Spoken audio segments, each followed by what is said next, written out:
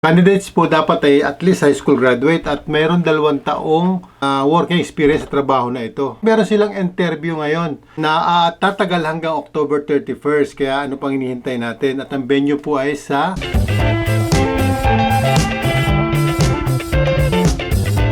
Ayan, welcome po sa channel ni Daddy Lou Vlogs. Daddy Lou Vlogs po ito. Kasi baka ninyo makilala, walang sombrero. At syempre, magandang araw sa inyo lahat. Umpisahan natin sa magandang araw at magandang gabi sa mga sulok ng mundo nating mga kababayan. Sana nasa mabuti kayong kalagayan lahat, nasa mabuti. Kahit may dinaranas tayo, anumang problema, makakalampas yan. Okay? So, trabaho pa rin po ang ating pag-uusapan ngayon dahil napakaganda nito. Ang dami nito. Halos 100 mahigit na trabaho.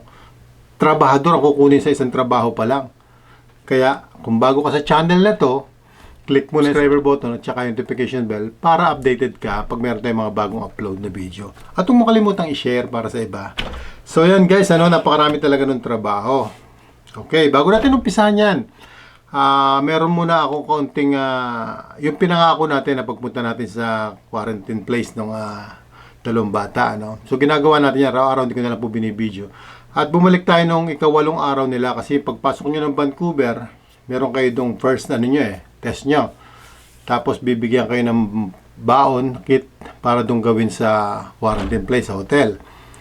Pang 8 araw yon. Nalagawa naman nila. At ang maganda nito, may video ako niyan guys, panoorin nyo na lang. Medyo palpak nga lang kasi ang akala ko talaga, pwede ako. Actually, in-unboxing ko pa nga yung mga box. In-unboxing ko ngayon, nung makita ko yung mga instruction doon, hindi po pala pwede kung sino man ang kukuha. At yan kailangan pala magre-registered ka, papabuka mo na tapos magbe-virtual kayo. So naka-video ka, tuturo sa'yo kung anong gagawin mo, yung mga kit na yan, kung anong gagawin mo, isundot mo dito, isundot mo ron. So talagang hindi, kumbaga talagang hindi sila pwedeng madaya, kailangan talaga nakikita nila kahit sa video lang. So, ibig sabihin, hindi ako pwede. Magdodoktor sana ako nung araw na yun Ako sana magdodoktor, kaya itsapwera ako. Pero may video, kaya panoorin nyo na lang yung mga behind sa cam na. Hindi ko na, upload ko pa rin, pero panoorin nyo lang yung pagpunta ko doon. Talagang excited rin ako mga ganun Sabado, 8 days nila. So, kailangan nilang ma-swab, testing, di ba? Kaso hindi pala po obra. At natapos yun, and then, pinick up ko na lang yun. Dinrap ko sa drop outlet. Meron talaga naka-designated na bagsakan nun And then, everyday silang tumatawag at itong mga nasa quarantine, yung gagawin nyo, sa ArriveCan, araw-araw po kayo magre-report dyan. Lagi nyo bubuksan yung ArriveCan nyo kasi dyan po kayo magre-report kung may nararamdaman kayo o wala.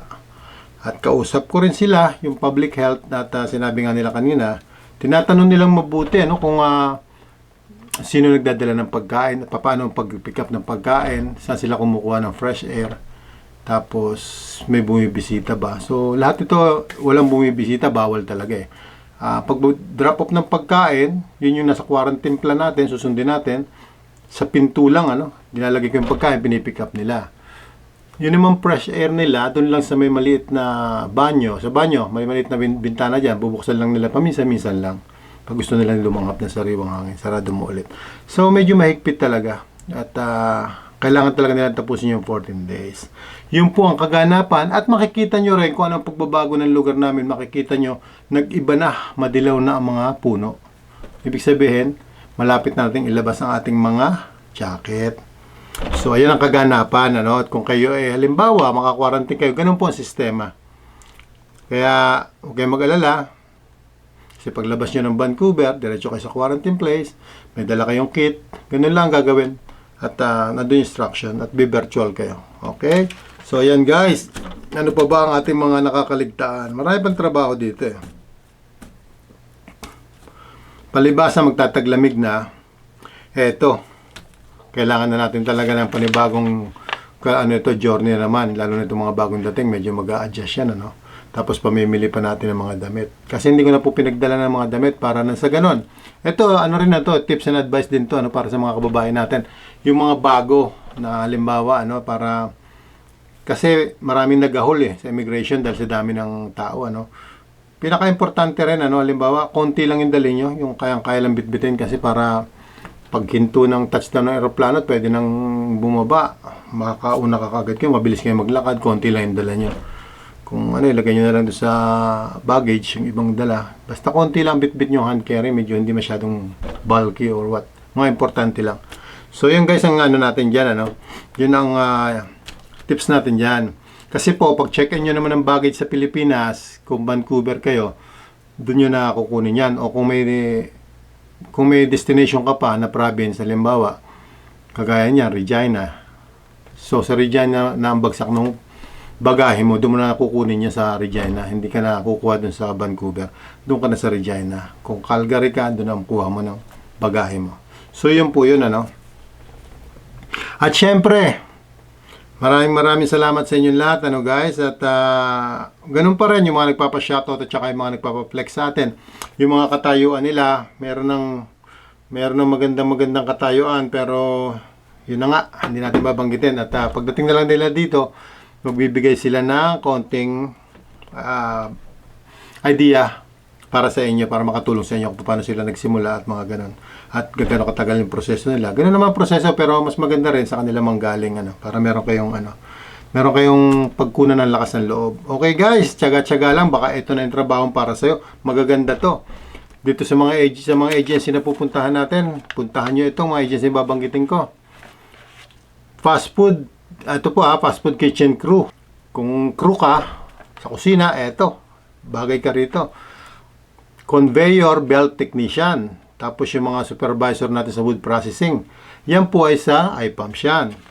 At pagka pumunta ka naman dito sa First Dynamic, andito naman yung ating mga hinahanap ng mga kababayan natin na mga gustong mag-housekeeping. Attendant housekeeping. Ito po yan. Nandito kayo. Attendant public area at room. O maganda to. Ito yung mga, kumbaga, nasa public area ka, attendant ka ron, or sa mga room. Ayan, guys. At saka yung matagal na naghahanap ng mga baker.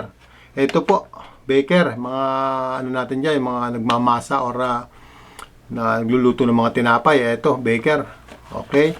At yung po mga welder, syempre, mga welder natin kabakalan. Diyan pa rin yan. At kung ikaw naman ay cashier, sa staff house po ang punta mo. Okay?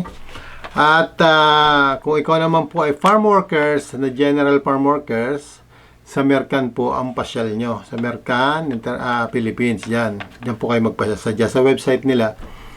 At ito, bago to Ito guys, bagong-bago ito. 100 ang hinahanap nila, fish plant worker. At ang destination nyo ay sa St. John, Newfoundland and Labrador. So, ito po ay sa Joblane International Manpower Services. Bagong-bago siya, di ba? Bago sa pandinig natin itong agency nito. Try nyo. Kung ikaw diyan ka nagtatrabaho sa mga isdaan. Fish plant worker, ito. Ang bagsak mo sa Newfoundland, Labrador. Maganda doon. Dami dong mga seafoods. So, ayun guys, At syempre, paano bang pag-a-apply? Ganun pa rin po, ang pag-a-apply po. Aside dito sa nabanggit ko sa Joblane International, kung hindi nyo sila makita yung website nila, pero ilalagay natin sa description box lahat. At doon po sa hindi marami nagme-message sa atin na hindi nag-go through yung mga website address nila doon, ay hindi nakiklik. Paki-type nyo na lang po ng manually sa browser nyo. Okay po? Minsan i-type nyo na lang po. Kopyahan nyo na lang ng gusto at lalabas naman yan para makapunta kayo sa site nila. At ang gagawin nyo ay magre-registered po kayo. At kailangan nyo ng PEOS. Bago po kayo mag-registered, kukuha po kayo sa POAA ng PEOS at saka ng e-registration para po makapagsimula kayo dito sa pagsa-sign up sa mga agency. Para na sa ganun po, ma-upload nyo yung mga resume lahat at ma-assess kayo. Okay. So, ito naman po sa Joblane, ito po yung sinasabi natin na meron po silang interview date na September 22 to October 31. Tatagal na 2021. Ang venue po ay sa Maynila. At ang trabaho po na ito, dapat po may 2 years kang experience, currently working in fish factory. Dapat talaga sa isdaan ka trabaho ito, 2 years of working experience. So, ayan po, at least high school lang ito. Kaya magandang balita para sa inyo. So, ito po yung mga trabaho natin na nandyan pa rin kung nag-iintay sa inyo. Kaya, tsaga-tsaga lang po, mga kababayan natin, tsaga lang po. So, guys, good luck sa kanila at good luck din sa inyo. And God bless you guys. Malayo pang weekend. Kaya relax lang, relax at tsaga-tsaga lang po. Stay tuned lang kayo para sa mga update natin. Maraming salamat sa inyo. God bless you and Daddy Lou, we love you all. Pangako natin sa inyo na pagpunta-punta natin sa quarantine place ng mga bata. Pupunta tayo ngayon. Medyo malamig na dito. Naglalakas lang ang loob ako na mag-jacket na manipis pero talaga nanginginig oh, lamig. At kung mapapansin nyo, papakita ko sa inyo, ayan oh, ang dami na. Marami na ritong nalaglag na dahon. Ayan. Madilaw na siya guys. Madilaw na, ibig sabihin papunta na tayo sa taglamig.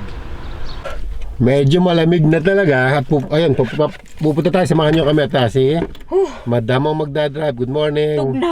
Tugnaw daw guys, malamig na talaga. Papakita natin sa inyo yung daan. School bus. School bus daw. Wow, may driver tayo. Seatbelt pala. Ayan, seatbelt. Tingnan natin. Ayan, bus. School bus. Lamig. Okay. Kapit, mga kababayan. Susi. Pakita namin sa inyo yung yan. Ano ba yan? Mask ko nalalaglag. Hirap naman pag walang ilong. Kaya nga eh. Walang kasasabitan. Buti na lang sa akin talaga hindi nalalaglag lagi. Talagang lagi sabit. Sobrang laki naman. Okay, sobrang laki daw guys ng ilong. Eh syempre, yan ang pinamana sa atin ni Lolo Panchito eh. Ayan, tingnan natin yung daan, kung ano yung tsura ng daan. Tara, nagbagsakan na, ang dami ng kalat, ang dami ng wawalisin. Okay, let's go. Naku, working hours. Busy ang kalsada guys. Wala yan. Tutuwa tayo sa sa hotel. Pakita natin sa kanila yung, yan, maganda to, kuha na to. Eto, puro dilaw na dahon, no? Oh, iba na ang kulay. Ang ganda na, di ba? Yung iba naman, hindi naman siya dilaw, nagiging red. Oh, ayan oh. Depende sa puno, guys. Ayan oh. Yan. Di ba? Oh. May mga kadahunan. Ito. Oh. Grabe. Ito na po ang sign na Nakantay guys, daming estudyante. ito po yung sign na kailangan nang ilabas ang mga jacket. Okay guys, nandito tayo sa loob at gising na rin sila, naka-ready na. Ayan na, isa naliligo pa. Ito po yung napapakita ko sa inyo kung paano yung ito yung kit nila na binigyan ng immigration sa kanila pagpasok nila. At ano ang laman nito? Ito ang laman nito. Ayan. Ang laman niya pag binuksan mo ay ang isang bag, Biological Substance Category B. Yan ang laman ha. Pagkatapos ito yung ito yung gamot, ayun oh, yung gamot. Yan. Siyempre importante.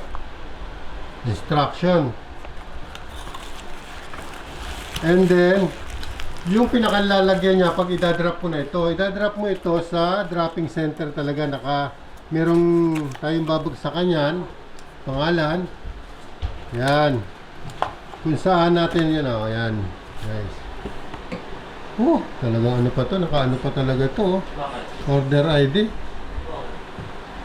Babasahin natin.